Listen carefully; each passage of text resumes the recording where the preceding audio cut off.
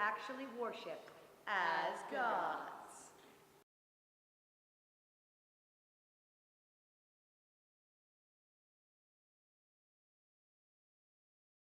Why am I a perfectionist?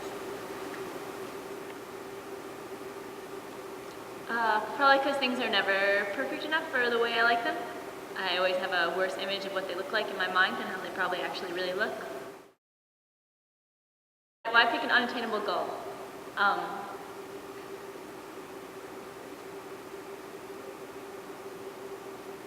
don't know where you would be if you ever actually achieved what you wanted to achieve. Then you'd have it and have to look for something new. If something is always quite a little bit out of reach, keep going for it.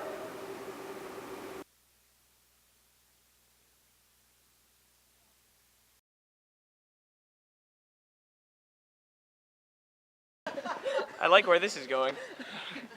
Okay, when I finished using the devil stick prop, a good friend of mine taught me how to juggle 3 balls, and immediately I thought that the possibilities were endless, mainly because there was always the ball +1 scenario. Whatever you were working on, you could always do with more, and subsequently be more exciting.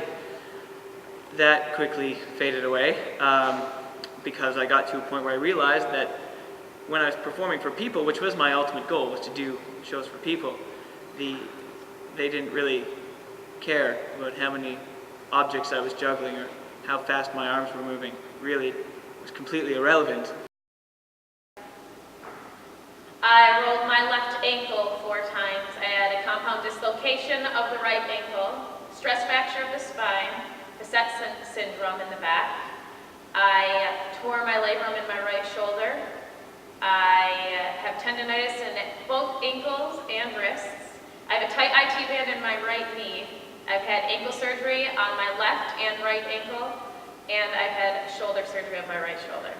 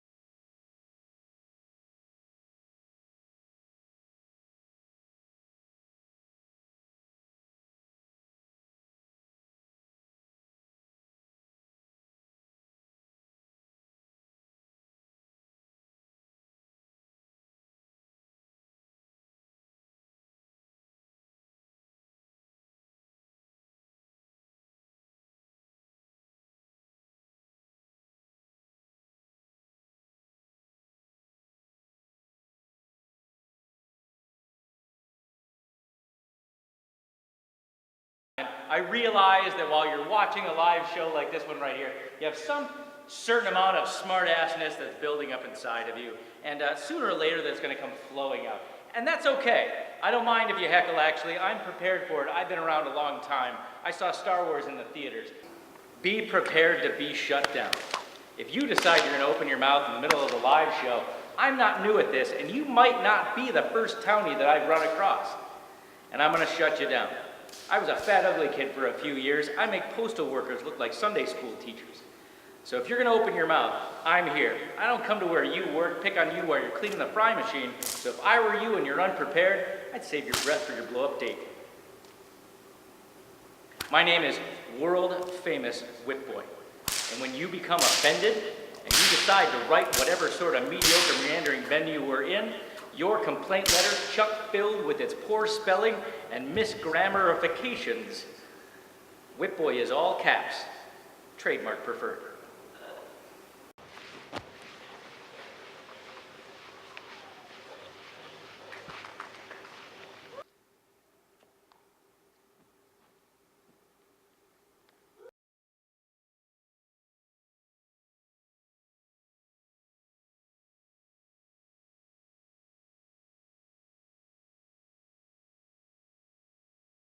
Them and I was watching another circus, and it was a pretty good two-person trapeze act, and they were doing some stuff that was mildly dangerous, and they were both wearing wires, but it still bugged me. And I thought, well, what if we did an act that was all about the wire? What if we did an act where the whole point is the wire, and it's all about what can you do with the wire?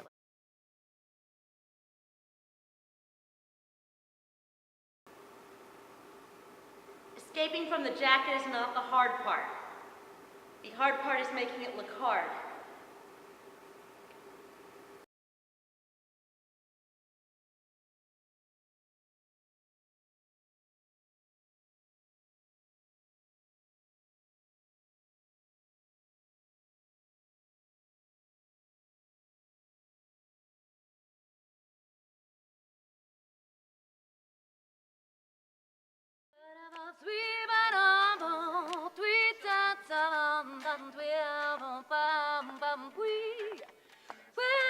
When my eyes, they shine like the diamond, and the breath from my lips turns white in the wind, I will creep through the shadows of your open mind.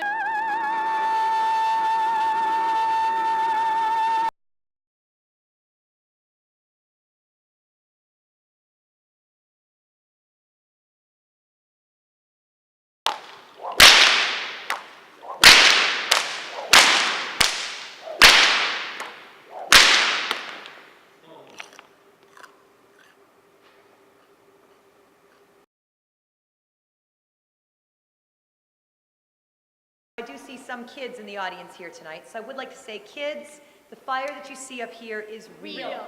There is no such thing as fake fire. When you go home tonight, do not play with fire. Don't play with matches or lighters. Don't act like us. Don't dress like us. Heavens no. Don't do the things we do. Stay in school, get a good education, because remember, this is what you do with a liberal arts degree.